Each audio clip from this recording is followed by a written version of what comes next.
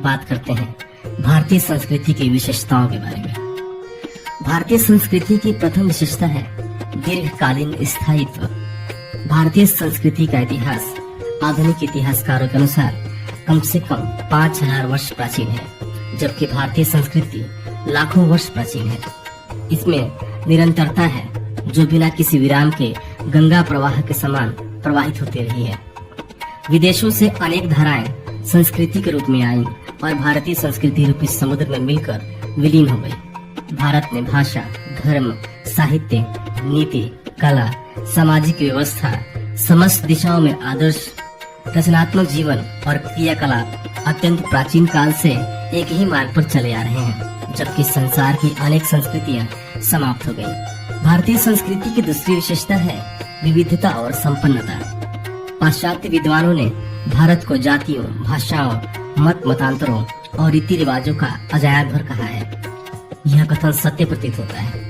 कश्मीर से कन्याकुमारी तक, गुजरात से बंगाल तक, आकार, वर्ण, भाषा, व्यवसाय, रीति रिवाज, रहन सहन, मतांतर, वेशभूषा, प्रवृत्ति इत्यादि में विभिन्नताएं मिलती है, किंतु इसके बावजूद एकता विद्यमान है।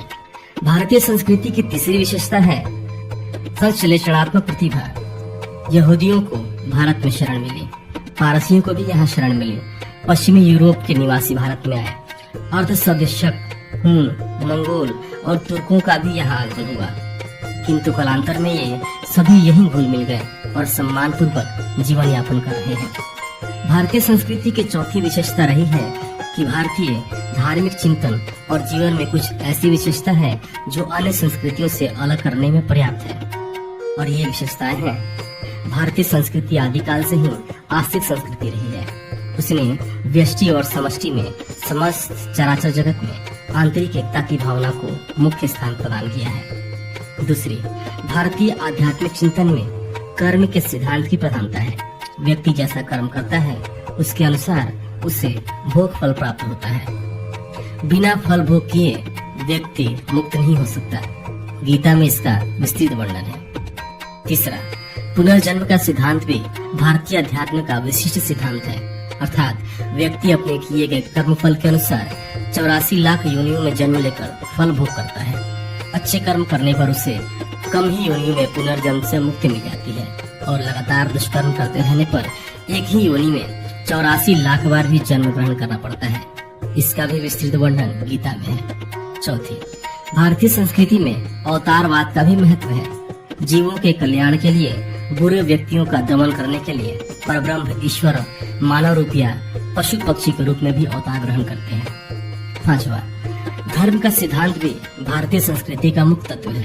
प्रत्येक व्यक्ति को मानव जन्म लेकर धर्म पूर्वक जीवन यापन करते हुए अंत में परमपिता परमेश्वर की शरण में जाना ही जीवन का उद्देश्य माना गया है। छठा, धर्मनिरपेक्षता समस्त प्राचीन भारतीय राज्यों का एक रचनात्मक सिद्धांत रहा है।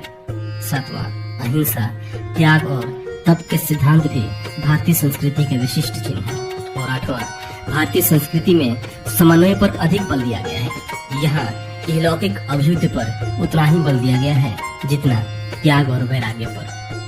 भारतीय संस्कृति की एक और विशेषता सामाजिक क्षेत्र में जाति व्यवस्था है। भारतीय समाज का विभाजन वर्ण और जाति में किया गया है। प्रत्येक का अपना कर्तव्य, रहन सहन और रीति रिवाज निश्चित है। गीता तथा स्मृतियों का कथन है कि मनुष्य को स्वधर्म का पालन करना चाहिए। भारतीय संस्कृति की छठी विशेषता उसकी अध्यात्म मूलकता है। आत्मानम विज्ञान ही, अर्थात स्वयं को जानो, यह भारतीय संस्कृति का मूल मंत्र है। यह संस्कृति ऊर्ध्वगामी तो है ही, केंद्रोन्मुख भी है। इसलिए भारतीय संस्कृति का अंग प्रत्यंग धर्म से प्रभावित है। इस प्रकार भारतीय संस्कृति अनेक विशेषताओं से युक्त एवं अन्य संस्कृतियों से सर्वथा श्रेष्ठ है। यह मनुष्य का जन्म 4 पुरुषार्थों के सम्यक प्रतिपादन में ही नियत है। वे पुरुषार्थ हैं धर्म, अर्थ, काम और मोक्ष। इन्हीं की साधना में मानव जीवन की सार्थकता है।